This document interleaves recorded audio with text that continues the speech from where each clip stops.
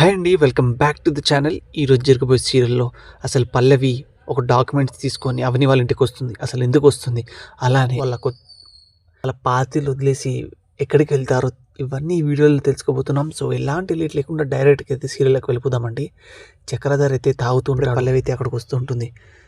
చూడండి డాడ్, మనం అనుకున్న పని సక్సెస్ అయింది. మొత్తానికి ఆ ఫ్యామిలీని ఇంట్లో నుంచి మనం వెళ్ళగొట్టేశాం అని అంటూ అయితే, కంగ్రాట్స్ నాన్న, నువ్వు పని చేసావని 2 పెగ్గులు ఎక్కువ వేస్తున్నాను అంటుంటే అప్పుడే పల్లవి, ఇంకా ఈరోజే కాదు డాడ్, రేపు వెళ్ళి వాళ్ళకి మార్నింగ్ షాక్ ఇస్తాను అంటూ ఉంటుంది. ఇంకా అవని వాళ్ళైతే వాళ్ళ కొత్తింటికి అయితే వెళ్ళిపోతూ ఉంటారు. ఇంకా రాజేంద్ర ప్రసాద్ అయితే కూర్చుంటూ ఉంటే అప్పుడే అవని అయితే రాజేంద్ర ప్రసాద్కి ఫుడ్ తీసుకొచ్చి ఇస్తూ ఉంటుంది.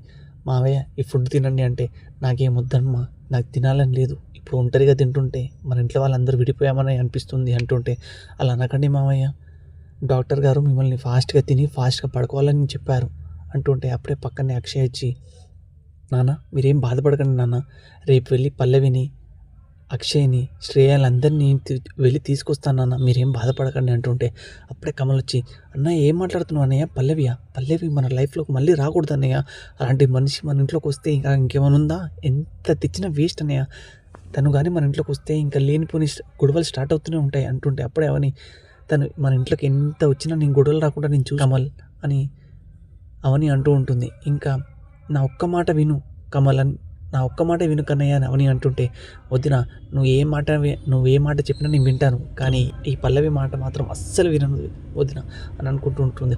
ఇంకా నెక్స్ట్ రోజు అయితే అక్షయ్ ఇంకా అవని వాళ్ళైతే పల్లవి, శ్రేయ, స్పీకర్ వాళ్ళని తీసుకురావడానికి అయితే వెళ్తూ ఉంటారు. అదే టైంలో రాజేంద్ర ప్రసాద్కి అయితే చెప్పి వెళ్తూ ఉంటారు. ఇంకా అక్షయ్ అయితే ఇలా చెప్తుంటాడు, నాన్న పల్లవి వాళ్ళని తీసుకురావడానికి వెళ్తున్నాము అంటుంటే అప్పుడే కమల్ అయితే వస్తూ ఉంటాడు. అన్నయ్య పల్లవి అయితే మళ్ళీసారి మన ఇంట్లోకి రాకూడదు, అలాంటి మనిషి నా లైఫ్లోనే ఉండకూడదు, అలాంటి మనిషిని చంపినా తప్పు లేదన్నయ్య అంటూ ఉంటే అప్పుడే పల్లవి అయితే ఇంట్లోకి ఒక పేపర్స్ అండ్ డాక్యుమెంట్స్ తీసుకొని ఎంటర్ అవుతూ ఉంటుంది. ఏంటి, నన్ను చంపినా తప్పులేదా, నా లాంటి ఒక వైఫ్ని నువ్వు అర్థం చేసుకోలేని నీ లాంటి వాడితో నేను ఉండడమే చాలా తప్పు, తీసుకో ఈ డాక్యుమెంట్ తీసుకో అని పల్లవి అయితే ఆ డాక్యుమెంట్స్ కమల్కి అయితే ఇస్తూ ఉంటుంది.